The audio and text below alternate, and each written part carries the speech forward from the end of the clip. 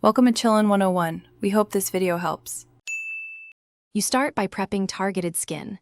Cleanse, hydrate, and prime so product adheres without sinking into pores. Once done, inspect the dark spot under natural light and identify the undertone, blue, red, brown, or purple, because that decides your corrective hue.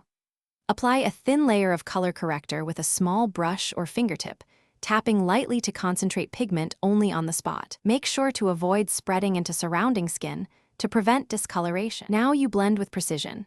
Tap the edges of the corrector with a small synthetic brush or damp sponge to soften transitions without diluting color.